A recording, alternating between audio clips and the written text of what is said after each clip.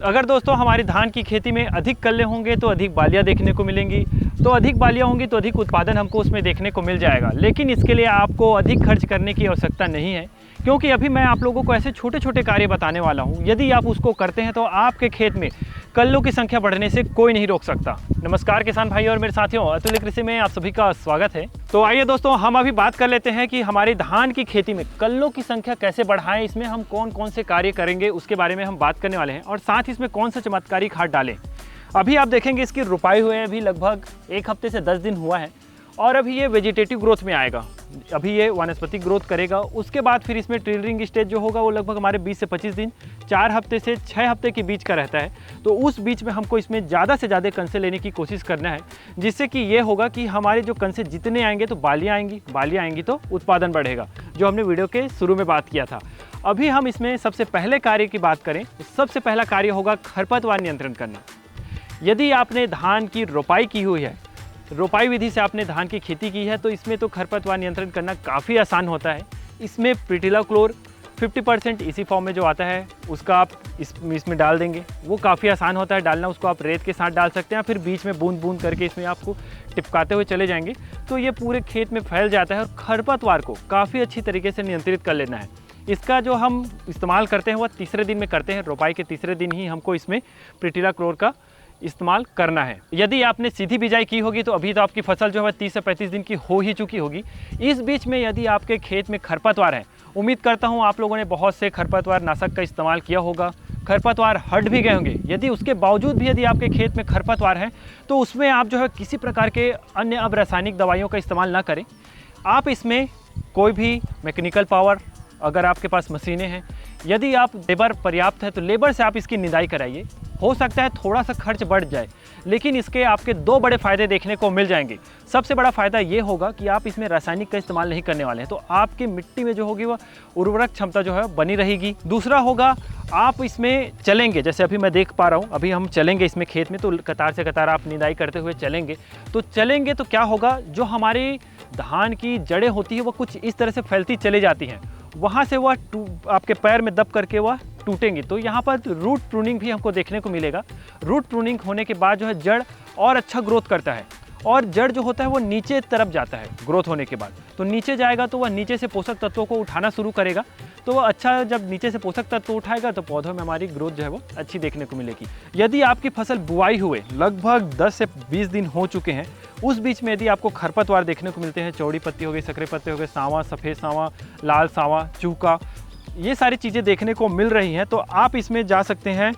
Nominee gold हो गया, Sumi gold हो गया, ऑल मिक्स हो गया, इन सब खरपतवार में काफ़ी अच्छे टेक्निकल्स हैं, उसका आप इस्तेमाल कर सकते हैं। उसमें से कोई सा भी आप चयन कीजिए, वो आपको निराशा नहीं करेंगे, वो सारे वन को कंट्रोल कर देंगे। तो इस तरह से आप अलग अलग 2 खरपतवार नाशक को भी इस्तेमाल कर सकते हैं, जैसे ऑल मिक्स हो गया और साथी का ये जो है इसको मिक्स कर सकते हैं। तो वो आप अपने ज़मीन के अनुसार, आप अपनी मिट्टी के अनुसार उसका स्प्रे करें, अपने खरपतवार के अनुसार, तो खरपतवार को काफ़ी अच्छे तरीके से नियंत्रित कर लेंगे। तो यदि हमारी खेत साफ़ सुथरी होगी, इसमें खरपतवार नहीं होंगे, तो पूरा पोषण तत्व हमारे पौधों को मिलेगा, जिसमें कि ग्रोथ अच्छी होगी और उत्पादन भी अच्छा देखने को मिल जाएगा। अब हम बात कर लेते हैं दूसरा कार्य होने वाला है दोस्तों, जल का प्रबंधन। आप जैसे ही इसमें रोपाई करते हैं, रोपाई करने के बाद आपको जो है इसमें लगभग 5 से 7 सेंटीमीटर पानी इसमें मेंटेन करके रखना होता है।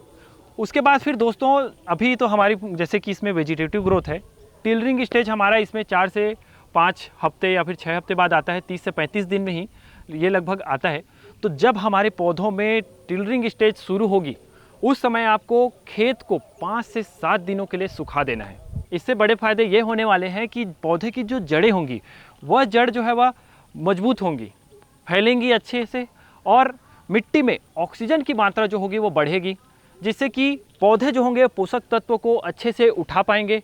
पौधे जब पोषक तत्वों को अच्छे उठाएंगे तो ग्रोथ और पैदावार और टिलरिंग बढ़ावार के में काफ़ी मदद हमको इसमें देखने को मिल जाएंगी।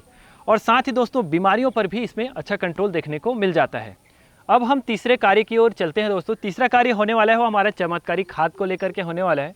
चमत्कारी खाद जो होगा वो हमारे यूरिया के साथ डलने वाला है। यूरिया ही हमारी चमत्कारी खाद होने वाली है, लेकिन उसको सही तरीके से, उसमें सही माइक्रो न्यूट्रेंट के इस्तेमाल करके हम उसको देने वाले हैं। लेकिन बहुत से किसान जो होते हैं रोपाई के तीसरे चौथे दिन ही यूरिया का इस्तेमाल कर लेते हैं। पौधों को हरापन देने के लिए। लेकिन बहुत से किसान जो होते हैं वो 20 से 25 दिन में अपने पहली यूरिया खाद को देते हैं। तो पहली यूरिया खाद को सिर्फ आपको यूरिया ही नहीं देना है, इसके साथ हमको क्या क्या ऐड करना है जिससे कि हमारी यूरिया खाद जो है चमत्कारी खाद बन सके। यदि आपने शुरुआत में यूरिया बस दिया हुआ है तो आप जब दूसरी यूरिया देंगे तो दूसरी यूरिया जब देंगे तब इस जो हम कॉम्बिनेशन बताने वाले हैं उसको आप इस्तेमाल कीजिए। आपको अपने फसलों पर ग्रोथ जो है वो काफ़ी बेहतरीन देखने को मिलेगा। टिलरिंग की संख्या बढ़ते नज़र आएगी, आपको काफ़ी अच्छी देखने को मिलेगी। तो इसमें हमको क्या करना है, अगर आप यूरिया जैसे देते हैं तो आप 3-3 स्टेज में देने की कोशिश करें। पहली यूरिया जैसे कि 20 से 25 दिन में, फिर उसके बाद फिर 40-45, फिर 60-70 दिनों में।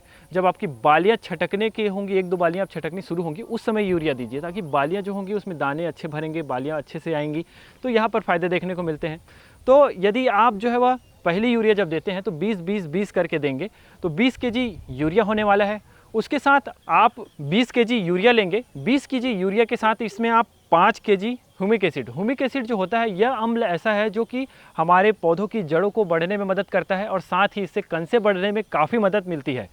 इसके साथ ही दोस्तों आपको जिंक सल्फेट डालना है 30% वाला, जिसमें कि 30% हमारे इसमें जिंक होने वाले हैं, 5% हमारा इसमें सल्फर होने वाला है। जिंक जो होता है वो कणसें बढ़ने में काफ़ी मदद करता है, कल्ले उससे काफ़ी अच्छे बढ़ते हैं।